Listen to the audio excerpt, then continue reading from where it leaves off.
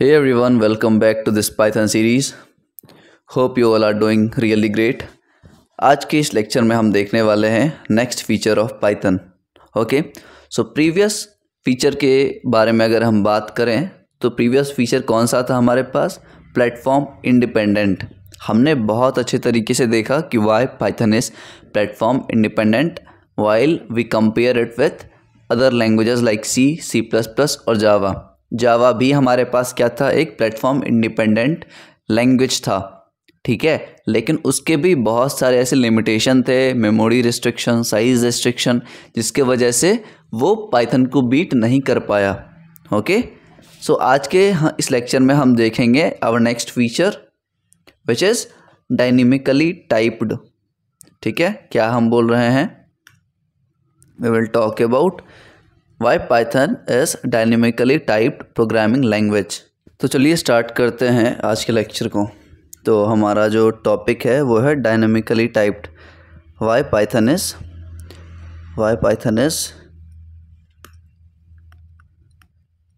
Dynamically typed language. ठीक है, इस चीज़ को आज हम कवर करने की कोशिश करेंगे. तो आज का लेक्चर ऐसा सब डिवाइडेड रहेगा कि पहले हम इस डायनेमिक टाइप को अच्छे से समझेंगे. देयर आफ्टर हम ये समझेंगे कि क्लासेस एंड ऑब्जेक्ट्स के कॉन्सेप्ट क्या होते हैं, और पाइथन में बहुत सारे जो डेटा टाइप्स आप बोलते हो, इंटीजर, फ्लोट, कैर, डबल, इन सब को हम क्या बोलते हैं? क्लासेस बोलते हैं. ठीक है, ये सारा कॉन्सेप्ट हम देखेंगे एंड कीवर्ड्स के लिस्ट को देखेंगे, कैसे हम इम्प्लीमेंट कर सकते हैं, कैसे हम प्रिंट कर सकते हैं, वो सारी चीज़ें देखेंगे. बट पहले ये देखो कि हम पाइथन को डायनेमिकली टाइप्ड क्यों बोलते हैं. ठीक है, एक मिनट रुक जाओ. हाँ, ठीक है. तो पाइथन को हम डायनेमिकली टाइप्ड क्यों बोलते हैं? सबसे पहले जब हम बात करते हैं अपने इंडस्ट्री की, आईटी इंडस्ट्री में, ठीक है, आईटी इंडस्ट्री में, तो हमारे पास दो चीज़ें होती हैं. ठीक है, हमारे पास क्या होती हैं? दो चीज़ें. पहली चीज़ ये है कि आईटी इंडस्ट्री में हमारे पास एक होती है स्टैटिक टाइप्ड प्रोग्रामिंग लैंग्वेज. मैं पीएल लिख रहा हूँ. और दूसरा होता है डायनेमिक टाइप्ड प्रोग्रामिंग लैंग्वेज. ठीक है, static type and dynamic typed. अब आपने पहले ये पढ़ रखा होगा कि भैया स्टैटिक टाइप में मुझे मालूम है कि सी आता है, C++ आता है, जावा आता है, C#.NET आता है. बिल्कुल सही पढ़ा है आपने. ठीक है, और जब हम बात करते हैं डायनेमिकली की, जो डायनेमिक होता है, तो डायनेमिक में ना पूरे इंडस्ट्री में आपको सिर्फ और सिर्फ पाइथन दिखेगा.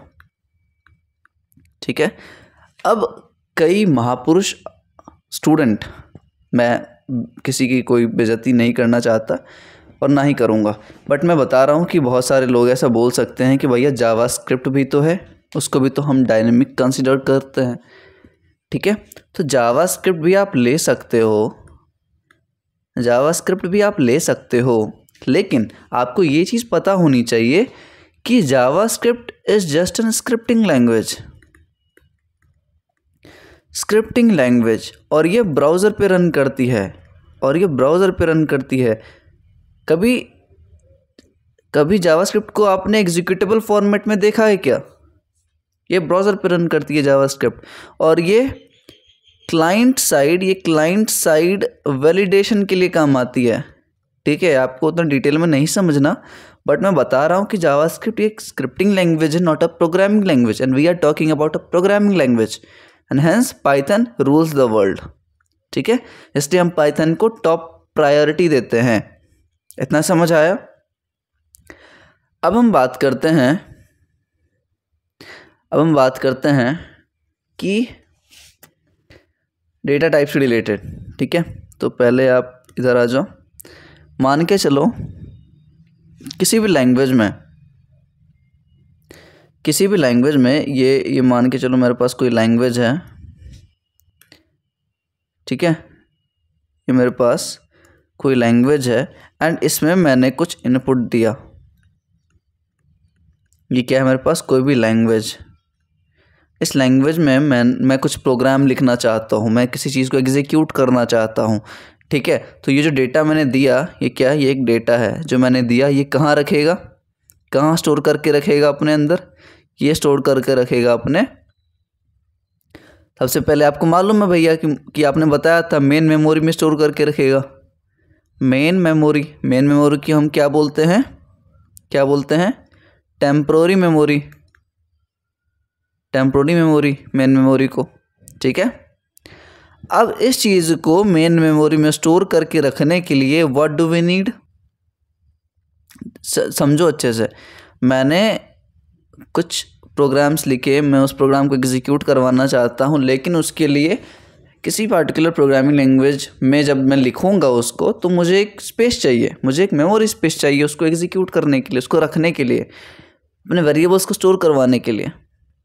वेरिएबल्स को स्टोर नहीं करवाना, हमें लिटरल्स को स्टोर करवाना है। जब मैं लिखता हूँ a = 10 तो मुझे 10 स्टोर करवाना है, और इस 10 को एक्सेस करने के लिए we have to define this. हम बात करेंगे अभी इसके बारे में। ठीक है, अभी हटाओ, समझ आ रही है? देखो बताता हूँ वापस से।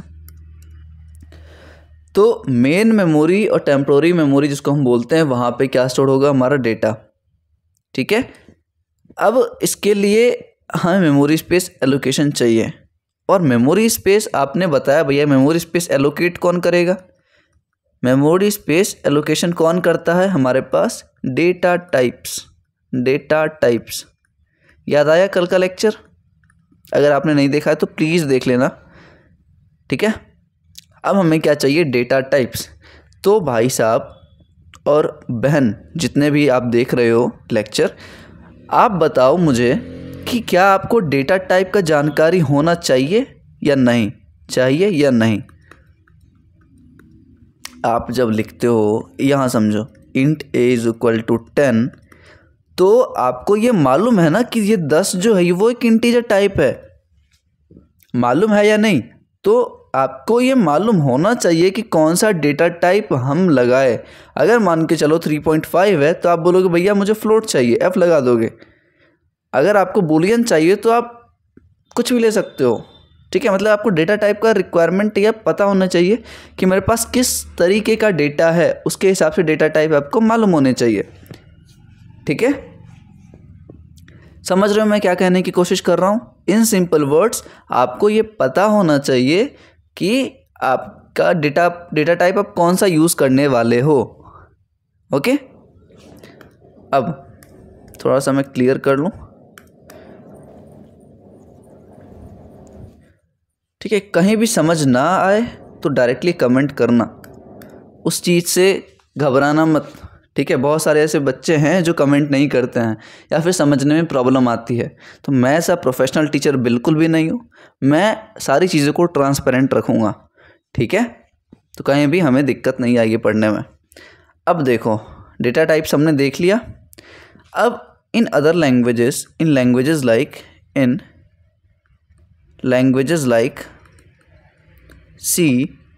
C++, जावा, जब इन लैंग्वेजेस की हम बात करते हैं तो वी हैव टू स्पेसिफाई, क्या स्पेसिफाई करना भैया, the data type in these language for memory space allocation। क्या लिखा है मैंने, इस चीज़ को आप समझो, एक बार 10 सेकेंड का टाइम लो, वापस रिपीट करो, मैं रीड आउट करता हूँ आपके लिए। इन लैंग्वेजेस लाइक C++ या जावा, इन लैंग्वेजेस में क्या होती हैं कि हमें डेटा टाइप को डिफ़ाइन करना पड़ता है। क्यों करना पड़ता है भैया? क्योंकि हमें मेमोरी स्पेस एलोकेशन करना है। ठीक है, मुझे मेमोरी स्पेस को एलोकेट करना है, उसके लिए मुझे प्रोग्रामिंग लैंग्वेज को बताना पड़ता है कि मेरा डेटा टाइप ये है, मेरा डेटा टाइप ये है एक्स वैल्यू का। समझ आई सारी चीज़ें? ठीक है, इतना समझ आ गया आपको। डेफिनेशन लिख लिया आप लोगों ने? चलो नीचे आते हैं हम। इस भाई साहब को मैं थोड़ा सा डिलीट कर लूँ, नहीं तो ये परेशान करेंगे हमें। ठीक है, ठीक है, आते हैं। अब देखो, अब ध्यान से समझना, अब ध्यान से समझना। मैंने लिखा let a is equal to 10, b is equal to 20, c is equal to a plus b। क्या लिखा? a is equal to 10, b is equal to 20 and c is equal to a plus b। अब जब मैं ऊपर जो भी defined है languages जैसे सी, सी प्लस प्लस या जावा, उसमें जब ये चीज़ डिक्लेयर करूँगा तो मैं कैसे करूँगा भैया? Int a is equal to 10, ठीक है, सेमीकोलन लगा सकते हो, कोई कोई लैंग्वेज में ये ज़रूरी होता है तो आप लगा देना। ठीक है, तो a इज इक्वल टू 10। अब एक एक चीज़ तोड़ के बताओ। इंट क्या है? dt, data type. 10 क्या है भैया? 10 है भैया वैल्यू। वैल्यू ना बोलते हम, अब प्रोग्रामिंग लैंग्वेज में क्या बोलते हैं उसको? लिटरल। इसको हम लिटरल्स बोलते हैं, लिटरल बोल लो। ए को हम क्या बोलते हैं भैया? ए को हम बोलते हैं वेरिएबल। ए को बोलते हैं वेरिएबल। वेरिएबल नहीं बोलना है तो इसको आइडेंटिफायर्स बोल सकते हो। ठीक है, आइडेंटिफायर्स। इतना समझ आ गया आप लोगों को? तो भैया जब मैंने यहाँ पे ये चीज़ डिफाइन किया int a is equal to 10, तो क्या हुआ ना, बैकएंड पे मेरा एक मेमोरी स्पेस क्रिएट हो गया। ठीक है, बैकएंड में मेरे पास एक मेमोरी स्पेस क्रिएट हो गया। वापस से बनाता हूँ मैं, वेट कर लो। बैकएंड में क्या हुआ? मेरे पास एक मेमोरी स्पेस क्रिएट हो गया। ठीक है, अब देखो ये क्या है? ये एक मेमोरी स्पेस है। अब जब मैं बात करता हूँ सी लैंग्वेज की और जब मैं बात करता हूँ जावा लैंग्वेज में, तो आप बताओ इंटीजर डेटा टाइप मेरा कितने बाइट का ये मेमोरी देगा मुझे? ये सी लैंग्वेज में 2 बाइट का देता है, क्योंकि हमने चार्ट पढ़ रखा है तो आपको वो चीज़ याद होनी चाहिए। भैया आपने बताया है ऑलरेडी, देखो कहीं ना कहीं तो मैंने लिख रखा होगा। देखो इधर क्या बोला मैंने कि ऑपरेटिंग सिस्टम पे डिपेंड करता है। डॉस और यूनिक्स में, डॉस में 2 बाइट का देता है और यूनिक्स में 4 बाइट का मेमोरी स्पेस एलोकेट करता है। ये इसकी कैपेबिलिटी है इंट की। तो सी लैंग्वेज में 2 करेगा तो जावा में 4 करेगा। समझ आ गई? आगे सारी चीज़ समझ आपको? अब देखो, अब ये बताने की कोशिश कर रहा हूँ मैं कि जब आपको ये 2 बाइट है ना, चलो इसको थोड़ा इरेज करते हैं हम। ठीक है, जब ये मेरा वैल्यू 10 यहाँ पे स्टोर्ड था तो इसको एक्सेस करने के लिए मैंने किस चीज़ का यूज़ किया? 10 वैल्यू जो स्टोर्ड था मेरा, तो उस चीज़ को एक्सेस करने के लिए मेरे पास ए वेरिएबल नाम दिया था भैया मैंने। तो ए क्या है? ए एक ऐसा लाइक अल्फ़ाबेट है, मैं इजी टर्म्स में बता रहा हूँ, जो इस वैल्यू को एक्सेस करने में मेरी मदद करता है। जिस ए को हम क्या बोलते हैं? वेरिएबल या फिर आइडेंटिफायर। ये इस वैल्यू को आइडेंटिफाई करने में मेरी मदद करता है। समझ आया? ठीक है, तो इसलिए हम इसको आइडेंटिफायर बोलते हैं। अब बात ये है, तो पहला चीज़ क्या हो गया? आप लोग लिखते रहा करो। पहला मेरे पास लिमिटेशन क्या है? पहली लिमिटेशन ये है कि we have to define the data type. जब हम दूसरी लैंग्वेज की बात कर रहे हैं, अभी पाइथन पे हम नहीं आए हैं। सेकंड जो अभी हम डिस्कस करेंगे, सेकंड देखते हैं हम। फिलहाल इसको मैं थोड़ा सा क्लियर कर लूँ।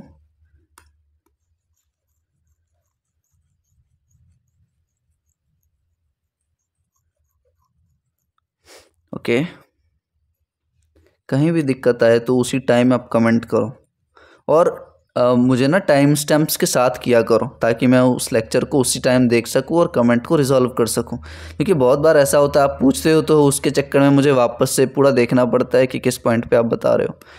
ठीक है, तो टाइम कुछ भी प्रॉब्लम हो तो टाइम स्टैम्प्स के साथ आप इंक्लूड किया करो उस चीज़ को। ताकि ये मेरे लिए कन्वीनियंट रहे। ठीक है,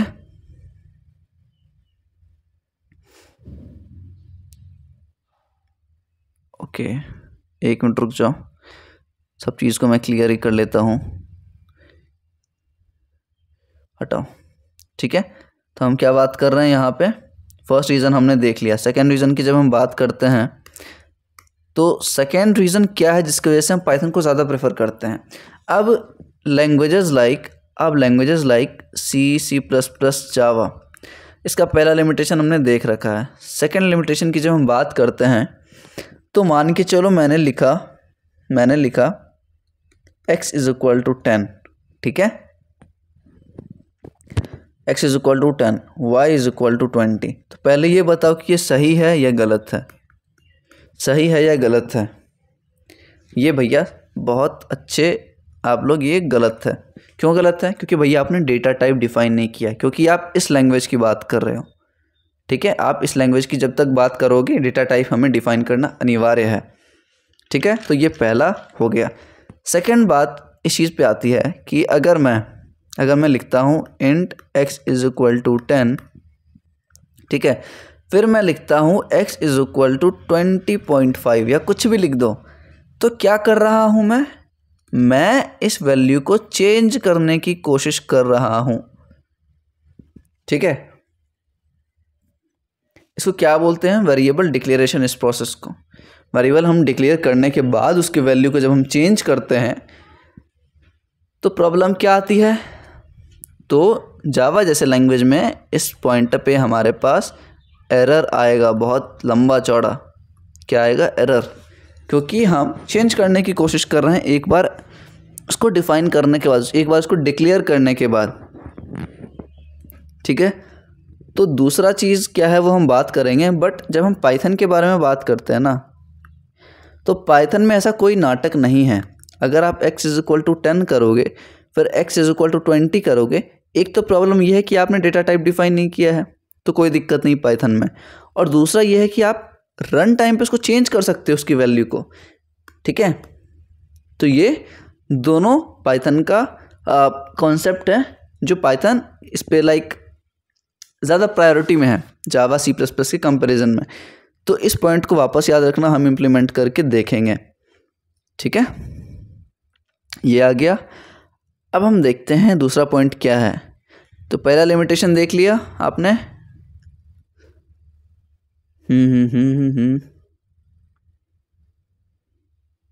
हाँ, तो रन टाइम पे आप चेंज नहीं कर सकते। आप यू कैन नॉट चेंज, अपने हिसाब से लिख लेना, you can not change the data value और लिटरल स्पेसिफाइड अर्लियर। अपने लैंग्वेज में मैं लिखा रहा हूँ आपको। ठीक है, आप लोग चेंज नहीं कर सकते। पहला डेटा टाइप आपको डिफाइन करना होगा और दूसरा चेंज नहीं कर सकते दूसरे लैंग्वेज में। लेकिन इसका जस्ट अपोजिट आप क्या कर सकते हो, पाइथन में दोनों चीज़ अलाउड है। ठीक है, पाइथन में दोनों चीज़ अलाउड है। और इसी रीज़न से हम क्या बोलते हैं पाइथन को, बोलते हैं डायनेमिकली टाइप्ड। आया समझ? रिलेट कर पा रहे हो? इसी दो रीज़न की वजह से हम पाइथन को क्या बोलते हैं, डायनेमिकली टाइप्ड। अब कोई भी पूछे आपको डायनेमिकली टाइप का, तो आप सिर्फ ये मत बोलना क्योंकि हमें उसमें डेटा टाइप डिफाइन नहीं करना पड़ता, इसलिए हम उसको डायनेमिक टाइप बोलते हैं। आप ये सारी चीज़ें एक्सप्लेन करना उसको। ठीक है, और जो भी हमने रीजंस देखे हैं वो भी एक्सप्लेन कर देना। अब देखते हैं हम कि अदर लैंग्वेजेस में, और एक चीज़ है, अदर लैंग्वेजेस में क्या दिक्कत आती है मुझे कि मैं सूटेबल डेटा टाइप डिफाइन नहीं कर पाता। ये पॉइंट पे मैं चाहता हूँ आप बहुत सीरियसली होके देखो इस चीज़ को। अदर लैंग्वेजेस में जब हम बात करते हैं तो आप बताओ, अगर मैं ये स्टोर करवाना चाहूँ, अगर मैं इतने डिजिट का, इतने बड़े लेंथ का डेटा अगर स्टोर करवाना चाहूँ अदर लैंग्वेजेस में, तो क्या ये पॉसिबल है? आप बोलोगे इंटीजर इंट नहीं कर सकता, लॉन्ग भी नहीं कर सकता, डबल भी नहीं कर सकता। तो ये आउट ऑफ रेंज है अदर लैंग्वेजेस के लिए। किसी भी टीचर से, किसी भी स्टूडेंट से आप अगर ये क्वेश्चन पूछोगे कि how to store this amount of data या इतने लेंथ का डेटा इन एनी लैंग्वेज, तो उनके पास कोई जवाब नहीं होगा। उनके पास आप बोलोगे कि मुझे डेटा टाइप बता दो, बस आप मुझे डेटा टाइप बता दो इस चीज़ को स्टोर करवाने के लिए, वो नहीं बता पाएंगे। इवन मल्टीपल ट्रेनर्स ऑल्सो, उन्हें पता ही नहीं है डबल के बाद क्या आता है, उन्हें पता ही नहीं है उसके बाद क्या है, बूलियन के बाद भी कोई डेटा टाइप है।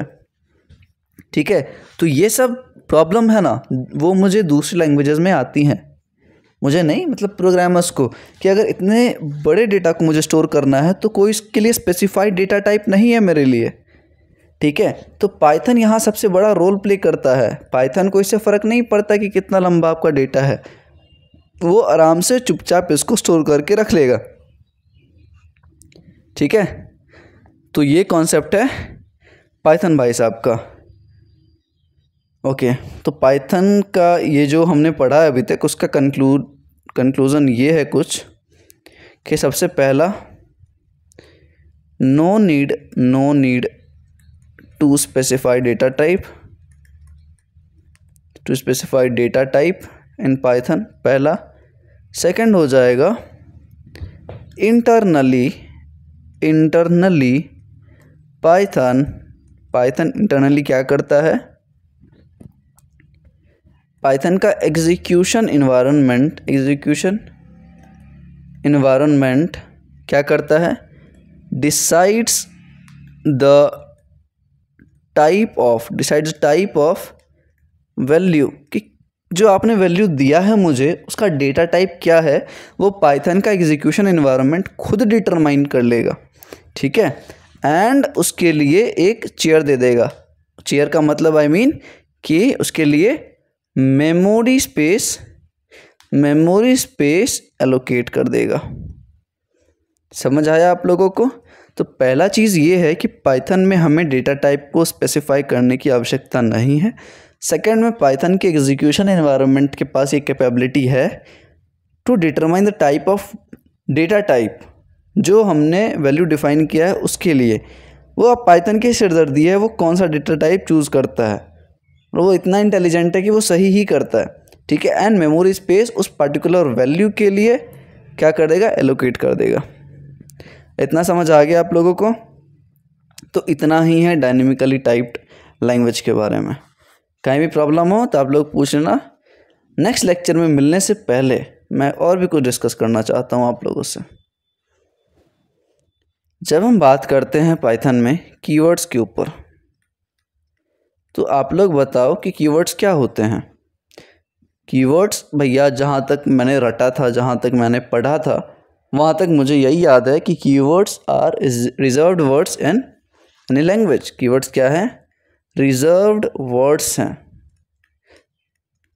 और रिजर्व्ड वर्ड्स ऐसे हैं जिनको मैं यूज़ नहीं कर सकता। कहाँ नहीं कर सकता? क्योंकि ये वर्ड रिजर्व्ड हैं तो मैं कहाँ इसको यूज़ नहीं कर सकता?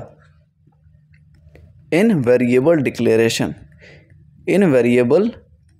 डिक्लेरेशन। अगर मैं कोई वेरिएबल को डिक्लेयर कर रहा हूँ तो उस डिक्लेरेशन में जैसे मैं लिखता हूँ ना int a is equal to 10, तो आप ऐसे नहीं लिख सकते कि class a is equal to 10, क्योंकि क्लास एक क्या है, क्या क्लास एक कीवर्ड है। ठीक है, क्लास एक क्या है, कीवर्ड है, तो इसको हम यूज़ नहीं कर सकते एज अ डेटा टाइप या फिर वेरिएबल डिक्लेरेशन में। आप इसके पोजीशन पे भी नहीं कर सकते कि like class is equal to 10, ऐसा भी नहीं लिख सकते। ये तो डेटा टाइप की पोजीशन में मत ही इंक्लूड करो इसको। ठीक है, इसको हटाओ एंड यहाँ पे आप कुछ भी लिख सकते हो। Int class is equal to 10 गलत है, नहीं कर सकते। Float class is equal to x कुछ भी, तो आप ये नहीं कर सकते। समझ आया? तो आपको बस इतना याद रखना है कि वेरिएबल डिक्लेरेशन में आपको नहीं करना। अब देखो टोटल नंबर ऑफ़ कीवर्ड्स कितने हैं। टोटल नंबर ऑफ़ कीवर्ड्स की जब हम बात करते हैं इन पाइथन, तो याद रखना आगे से वो है 35। बाकी जितने भी कॉन्सेप्ट्स हैं डेटा टाइप के, क्लासेस के, ऑब्जेक्ट्स के, कीवर्ड्स के, ये मैं आगे जाके पढ़ाऊँगा आप लोगों को। अभी बस एक ओवरव्यू समझ लो ओवरव्यू ही हम इतने डिटेल में पढ़ेंगे कि कहीं भी किसी भी पॉइंट में दिक्कत नहीं आएगी। पाइथन में 35 कीवर्ड्स होते हैं हमारे पास। कीवर्ड्स का मतलब रिजर्व्ड वर्ड्स, जिसको हम एज अ वेरिएबल यूज़ नहीं कर सकते। ठीक है, अगर इस चीज़ को हमें देखना है ना तो पाइथन में एक मॉड्यूल होता है। अगर इस चीज़ को हमें देखना है तो पाइथन में एक मॉड्यूल है जिसका नाम है कीवर्ड। लिख लो आप लोग। ठीक है, तो कीवर्ड एक ऐसा मॉड्यूल है जिसके मदद से हम सारे कीवर्ड्स को जो पाइथन में मौजूद हैं उसको हम लिस्ट डाउन कर सकते हैं। अगर आपको देखना है तो आप लोग खोल लो internet. Okay and let's go. हम क्या देखने वाले हैं? अरे आजा यार, पाइथन के कंपाइलर को, Python compiler, online Python compiler में खोलूँगा। यहाँ पे हम चीज़ें परफॉर्म करके देखेंगे। ठीक है, सबसे पहले मैं क्या करूँगा आप लोग को मालूम ही है। सबसे पहले मुझे क्या करना है भैया, आप इंपोर्ट करोगे वो मॉड्यूल जो आपने बताया है। ठीक है, तो क्या लिखोगे? कीवर्ड का ऑप्शन नहीं है क्या मेरे पास? रुको, सब स्मॉल में इंपोर्ट क्या करना है मुझे? कीवर्ड करना है। इंपोर्ट कीवर्ड, कीवर्ड्स नहीं, कीवर्ड एज KW। ठीक है, एज KW, स्मॉल में ही रहेगा ये, एज KW। ठीक है, दूसरे लाइन में लिखोगे प्रिंट, और इस ब्रेसेस के अंदर हम क्या लिखेंगे? ओपन ब्रेसेस, इसमें क्या लिख सकते हो आप? KW। ठीक है, इसमें क्या दोनों स्मॉल में होंगे? KW dot KW list. ठीक है, मुझे लिखने में थोड़ा सा स्लो हो रहा है क्योंकि ये कीवर्ड एक्सेसिबल नहीं है मुझे। ठीक है, तो अगर मैं इस चीज़ को रन करता हूँ तो आपको कुछ मस्त चीज़ें दिखेंगी। क्या दिक्कत आ रहा है? Print is not defined. अच्छा, इसलिए नहीं डिफाइंड क्योंकि मैंने लिखा है कैपिटल में, आप लिखोगे इसको स्मॉल में। रन करो एंड हियर यू गो। तो हमारे पास जो भी डेटा टाइप्स, क्या बोल रहा हूँ मैं, कीवर्ड्स, जितने भी कीवर्ड्स मौजूद है पाइथन में वो आपको यहाँ पे दिख जाएंगे। ठीक है, यहाँ पे आपको टोटल नंबर ऑफ कीवर्ड्स जो हैं 35 नज़र आ सकते हैं। ठीक है, और अगर आपको इसके लेंथ को देखना हो तो आगे कीवर्ड लिस्ट के आगे लेंथ लगा देना, वो आ जाएंगे अपने को। ठीक है, तो ये मैं दिखाना चाहता था कि इतने नंबर ऑफ कीवर्ड्स हमारे पास हैं जिनको हम आगे फर्दर डिस्कस करेंगे। ओके, देखो क्लास भी एक कीवर्ड है हमारे पास जो हम डिस्कस कर रहे थे। Continue, def, del, elif, else, is, lambda, nonlocal, not और पास, बहुत सारे हैं। ठीक है, तो ज़्यादा दिमाग नहीं लगाना, हम आगे हर चीज़ पढ़ेंगे डिटेल में। ठीक है, 35 है। ओके, इतना हमें समझना था। एक चीज़ और मैं बताता हूँ अभी, उसके बाद हम क्लोज़ करेंगे इस लेक्चर को। कि मान के चलो आपने लिखा int a is equal to 10। ठीक है, या फिर सिंपल पाइथन में हम बात करते हैं तो सिर्फ a इज़ इक्वल टू 10 लिखो आप। तो जब आप a इज़ इक्वल टू 10 लिखते हो तो आपको मालूम है कि एक मेमोरी स्पेस क्रिएट हो जाता है। अगर ये इंटीजर टाइप है, अगर पाइथन को लगा ये इंटीजर टाइप है तो क्या करेगा, ये सी लैंग्वेज में 2 बाइट का दे देगा और जावा में ये 4 बाइट का मेमोरी स्पेस एलोकेट कर देगा। इतना मालूम है आपको।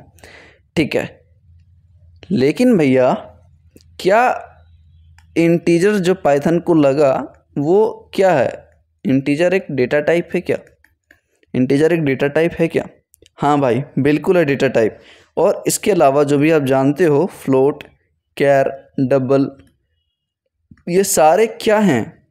ये सारे डेटा टाइप ही हैं। लेकिन इन पाइथन कोई अगर आपसे पूछे कि in Python int, float, char, double क्या है, तो आप क्या बोलोगे? भाई साहब वो हमारे लिए क्लास है। वो क्या आता है? क्लास में आता है। अब ये कैसे डिलीटेबल है, इम्प्लीमेंट करके देखें। 2 मिनट लगेगा, ज़्यादा टाइम नहीं लूँगा मैं आप लोगों का। आई नो बहुत बिजी चल रहा है आप लोगों का शेड्यूल। एग्ज़ाम्स भी अभी आ रहे हैं बहुत सारे, ठीक है। तो हमें क्या देखना था, मैं भी भूल गया यार बोलने के चक्कर में, क्लासेस देखने हैं, ठीक है। तो यहाँ पे मैं क्या लिखूँगा, डायरेक्ट लिखो a इज़ इक्वल टू 10 और मैं लिखूँगा नीचे प्रिंट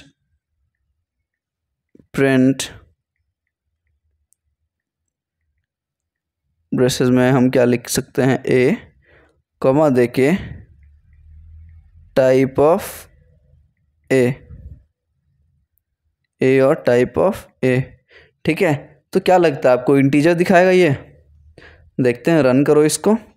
एंड यहाँ पे आपको दिखा रहा है इंट जो है वो एक क्लास में आता है, ठीक है। इंट एक क्लास में आता है, और सिर्फ इंट ही नहीं, हमारे पास जो फ्लोट है, कैर है, डबल है, सारे एज ए क्लास डिफाइंड है इन पाइथन। तो इसी कॉन्सेप्ट को भी हम बहुत अच्छे तरीके से देखेंगे। मैं चाहता हूँ धीरे धीरे छोटे छोटे माइलस्टोन्स को हम कवर करेंगे, ऐसा नहीं कि एक बार में ही पाइथन सीख रहे हो। वन शॉट जितने भी यूट्यूब पे हैं, मैं उनके बारे में कुछ नहीं बोल सकता, बट मैं उससे कोशिश करूँगा बहुत अच्छा बनाने का कंटेंट जो भी मेरा है, ठीक है। तो आप लोग पेशेंस के साथ देखते रहो, आप लोगों का सपोर्ट चाहिए मुझे पर्सनली, ठीक है। ऐसा इसलिए बोल रहा हूँ क्योंकि मैं चाहता हूँ कि प्लेलिस्ट को बहुत अच्छा बनाना है फ्यूचर के लिए, और फ्री ऑफ कॉस्ट रहेगा, ठीक है। तो I really need your support. बाकी ध्यान रखो आप लोग, नेक्स्ट लेक्चर में बात करते हैं।